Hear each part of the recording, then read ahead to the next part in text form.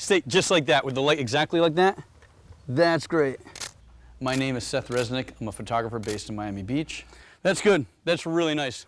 I'm a partner in a company called D65. D65 is an education company. We run workshops on digital workflow. I am a partner in Pixel Genius. Pixel Genius does plugins for Photoshop. I consult with Adobe on Lightroom and Photoshop. I think the light's gonna be great, so probably just positioning here, I'm gonna be on that side. So in the big picture, we refer to this concept of color management. Color management starts even before we shoot, and it goes all the way through capture, goes all the way through processing, and follows right on through to output. Take away any one element, and you don't have a complete color management. The ColorChecker Passport is giving me one more tool that adds to both creativity, control, and continuity in that process of color management. Let me just do one more. Photograph a card, doesn't even have to fill the entire frame. They, in essence, hit a button, export, a profile is built behind the scenes. There's literally nothing more the photographer has to do. Every single chip from every single camera is slightly different. We no longer have a standard. The 24 patch card gives us, under all conditions, a standard to create a baseline from. The ColorChecker allows me to bring continuity so that I could make the same result on 3 different cameras. The main reason for white balancing in the camera as opposed to doing it in the software is a time factor. If I do it in camera with a custom white balance, I'm done when I press the button. The image is imported correctly. Shooting RAW is the only way the chip can capture all the information that is available in the scene. The prime reason to shoot RAW, I correlate it to buying a Ferrari and driving in first gear. Unless you ever take the Ferrari out of first gear, you never experience what the car can do. Digital, same thing. Buy a camera, and by not shooting RAW, you're really not taking advantage of what the camera can truly do. For the JPEG shooter that wants to increase their efficiency, they could do a custom white balance using the white balance target, and thus get it right in camera, if you will, and decrease their processing time in the back end. Put your hands through your hair.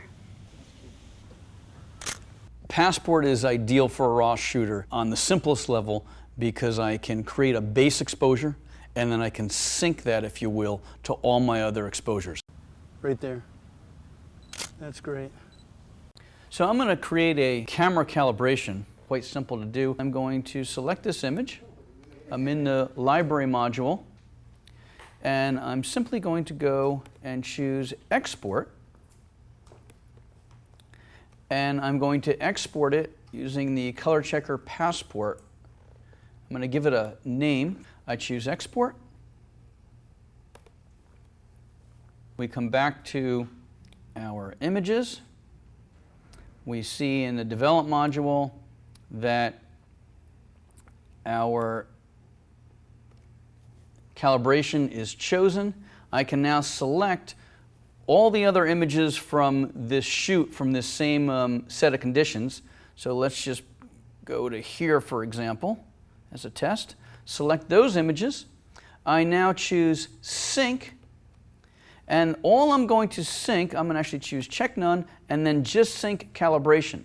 So now I have a base setting that I can sync from one image to another group of images. I choose synchronize, and I apply that calibration to this batch of images. I could, in fact, apply it to the entire shoot if we didn't change locations and whatnot. But I now have a solid base that I can start from where my image actually truly looks almost exactly like the ColorChecker Passport. If I choose not to build a custom camera calibration, I can still use the enhancement card to warm or cool skin tones. I can use the enhancement card to warm or cool landscapes, and I can still use the ColorChecker to overall neutralize an image. To use this, I'm going to select my white balance selector in the develop module, and specifically this top row is really designed for portraits to warm them, and the second row is really designed for landscapes, but personally I actually use all of the different patches for different creative reasons. Let me give you an example here. We use the cooler colors to warm and the warmer colors to cool. So if I want to really warm this image, I can click on this patch and you'll see, if I use the backslash key, you can see clearly the difference. That's the before, that's the after. And I can go to the other side for slightly less of an effect, if you will. And again, before and after. I can take these settings and I can sync these like we did with the calibration to another whole set of images, but it's giving me complete creative control over the ability to warm or cool selectively and to do it with control. So here's an image that's sort of all whacked out in color, and one other very simple way of using the Passport color checker would be to click on our white balance selector tool and then pick the second patch, or white with detail if you will, and by clicking on it I can instantly neutralize the image and of course sync this to another group of images. Actually, just hold it like this and I'm going to go over here. Passport for me is a tool that I really wouldn't travel without, the same way that I wouldn't leave a certain lens at home. It gives me control, it gives me the continuity. Why wouldn't I carry it?